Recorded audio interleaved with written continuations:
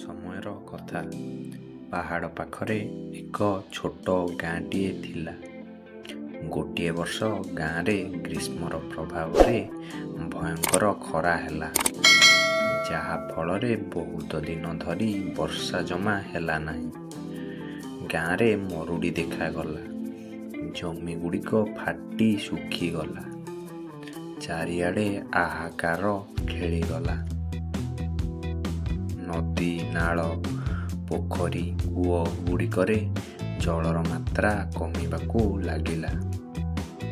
ଗାଁର ସମସ୍ତ ଲୋକ ଓ ପଶୁପକ୍ଷୀମାନେ ପାଣି ପାଇଁ ବହୁତ ହଇରାଣ ହେବାକୁ ଲାଗିଲେ।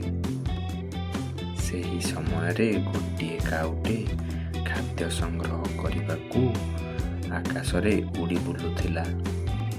କାଉଟି କିଛି ସମୟ ଆକାଶ ମାର୍ଗରେ ଉଡ଼ିବା ପରେ ତାକୁ ବହୁତ ଜୋରରେ ଶୋଷ ଲାଗିଲା। ସେ ଗୋଟିଏ ଗଛ ଡାଳରେ ଆସି ଥକା ମାରି ବସିଗଲା। ଚାରିଆଡ଼କୁ ଅନାଇଲା, କେଉଁଠାରେ ବି ପାଣି ଦେଖାଯାଉ ନାହିଁ। କାଉଟି କିଛି ସମୟ ଗଛ ଡାଳରେ ବସିବା ପରେ କିଛି ଦୂରରେ ଘରଟିଏ ଦେଖିଲା ଓ ଘରଟି ଆଗରେ ଏକ ମାଠିଆ ଥୁଆ ହୋଇଛି। ସେ ମନେ ମନେ ବହୁତ ଖୁସି ହୋଇଗଲା। କାଉଟି ଗଛ ଡାଳରୁ ଉଡ଼ିକି ଯାଇ ମାଠିଆ ଉପରେ ବସିଲା।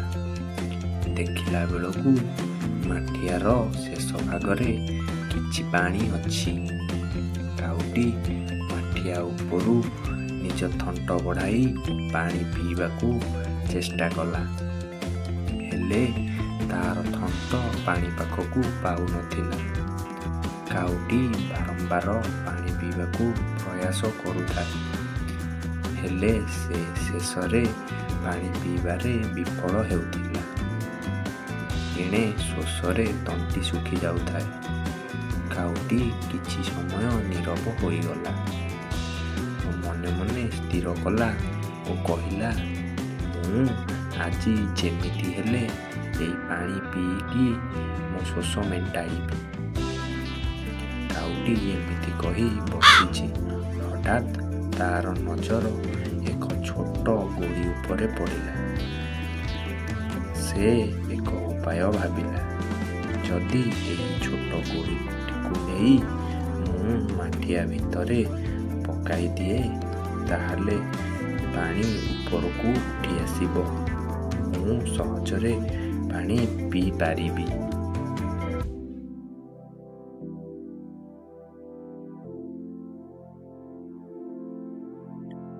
ଛୋଟ ଗୋଡ଼ିଟିକୁ ନେଇ କାଉଟି ମାଠିଆରେ ପକାଇଲା। ସେ ଦେଖିଲା ପାଣି ଟିକେ ଉପରକୁ ଉଠୁଛି। କାଉଟି ଏମିତି କିଛି ସମୟ ପରିଶ୍ରମ କରି ଛୋଟ ଛୋଟ ଗୋଡ଼ି ସଂଗ୍ରହ କରି ମାଠିଆ ଭିତରେ ପକାଇବାକୁ ଲାଗିଲା। କିଛି ସମୟ ପରିଶ୍ରମ କରିବା ଦ୍ୱାରା ଧୀରେ ଧୀରେ ପାଣି ଉପରକୁ ଉଠି ଆସିଲା। କାଉଟି ନିଜ ଥଣ୍ଟ ବଢ଼ାଇ ଆନନ୍ଦରେ ପାଣି ପିଇବାକୁ ଲାଗିଲା ଓ ନିଜର ଶୋଷ ମେଣ୍ଟିଯିବା ପରେ କାଉଟି ଶେଷରେ କହିଲା, ବୁଦ୍ଧି ଓ ଧୈର୍ଯ୍ୟ ରହିଲେ କଷ୍ଟ ସମୟରେ ମଧ୍ୟ ପଥ ମିଳିଥାଏ। ଏହା କହି କାଉଟି ଆନନ୍ଦରେ ଆକାଶରେ ଉଡ଼ିବାକୁ ଲାଗିଲା।